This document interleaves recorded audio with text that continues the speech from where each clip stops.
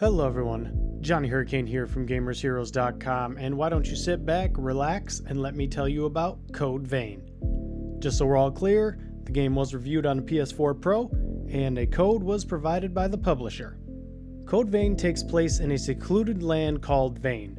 Following a great calamity, vampire-like survivors called Revenants fight over continuously diminishing supplies of blood, with the ever-increasing risk of losing control and entering a mindless, savage-like state known as the Lost. Losing all memories, Revenants often resort to harvesting blood from the last remaining surviving humans. However, a small pocket of resistance hopes to restore the balance of this bleak and dark existence. The game wears its Souls-like inspiration on its sleeve, with almost identical mechanics and features standing proud. However, that's not to say it doesn't make moves to improve on this tried and tested formula. If there's one particular area where Code Vein stands alone in the Souls-like space, it's the dominating stance that the game takes on telling its narrative. Code Vein tackles the challenge of directing an intriguing tale on two main fronts. Traditional cutscenes and lengthy dialogue progresses an overarching story, while small memory sequences allow for greater depth and understanding of the protagonists and their allies. Much of the story is hidden behind collectibles and limited events, each offering an opportunity to dive deeper into a web of intricate design. It plunges players into a dark story of death, loss, and despair, with the protagonist the only beam of light in an otherwise blackened sky. It does suffer from some pacing problems from time to time, with the 10 to 15 minute cutscene and dialogue breaking up an otherwise action-packed experience. If it wasn't for the quality and the dark nature design of the story, it would have been a challenge to not skip the majority of the cutscenes just to get back to the meat of the game. Before we dive into the meat of the game, it's fitting to first take a moment to appreciate the incredible character creation on tap. In a genre that traditionally offers very little character choice at the beginning of the experience, Code Vein explodes out of the gates with a hugely in-depth character customization suite, allowing players to change and manipulate practically every area of the character's being. While it's not quite as deep as some of the more popular MMORPGs of today, it's clearly paving the way for new heights in the Souls-like genre. Continuing its efforts to reinvent some of the genre's more stagnating elements, Code Vein features a full-flavored banquet of character progression and customization with a class system that quickly became my favorite in recent memory. Blood codes, the name given to an individual class, represents a character's list of available abilities and potential stat use and growth. Switching this up is as simple as navigating a menu and making a new selection, but it's the combination of unlocking these blood codes and the nature of the progression coming together that makes it such a feast. Each blood code has a group of abilities, some that favor specific weapons or builds, others that are more generic. Each of these abilities can be unlocked and later mastered. Mastered abilities allow for the character to use abilities regardless of the currently equipped blood code. It's like those pick and choose stalls at the local shops, giving you a giant cup before standing you in front of a wall of gloriously colorful choices, salivating at the barrage of oncoming flavors to assault the senses. Except, instead of chewy sweets and sour balls, you'll be decimating foes with a giant sword, torching your enemies afar with spells, or zipping around the battlefield with a glaive, each in a customizable build of your very own creation.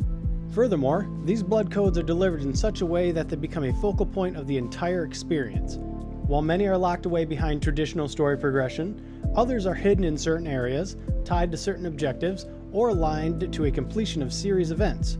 It's a thrilling and hugely rewarding experience, with each new discovery having potential to take your class to the next level. Code Vein's combat is Dark Souls, but less punishing and more explosive. The staple defensive elements are in place: parry, dodge, blocking, each with their own strengths and weaknesses. However, there's also a flurry of offensive and passive abilities that makes combat more action-oriented. With the right setup and approach, you can storm a room of enemies and leave it a pile of bloodied ash in seconds.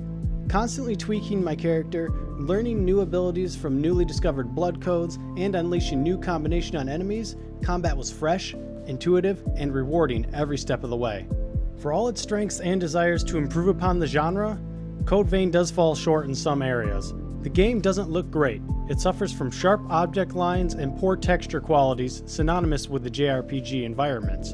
And some of the level design and direction leads to needlessly frustrating hours of play looking for the right path or searching out that final objective. While many weapon and combat styles are available, the actual selection within each style is very limited. I use the same sword throughout 90% of the game, and as you can see from the footage, The co-op partner here, both of us use the same sword for 90% of the game. Characters are also very often wearing gas masks to protect themselves from environmental hazards, which leads a top third of their face to sell the stories and emotions. A near impossible task in a game of this artistic direction. It's not a deal breaker, but there's a lot of room for improvement in these areas, and it hinders an otherwise worthwhile story. Lastly, the user interface is archaic, almost entirely dysfunctional in parts. Items are represented by bizarre icons and often provide little to no information without the charm that makes Monster Hunter's UIs bearable. Navigation is hindered by a poor map system, and it all feels as a simple decision in design could have been made to avoid most of these problems. Despite its clear Souls-like inspiration with unforgiving combat, fog doors, challenging boss battles, and traditionally bizarre approach to multiplayer, Code Vein is a lot more forgiving than other games in the genre. You always have the option of bringing along allies, offering much needed boost to damage output and survivability, and even the option to revive you in combat should you fall once or twice. It's far from an easy game and is challenging enough to push players to their limits.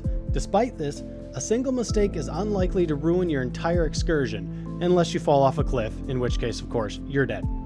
This proves to be a much needed and welcome change to a less frustrating direction, coming from a player that is utterly awful at Dark Souls games. Code Vein is an exciting, rewarding, and tenebrous venture into the Souls-like space with a fantastic class system, explosive combat, and a dark narrative, hindered only by its lack of visual prowess and odd UI design.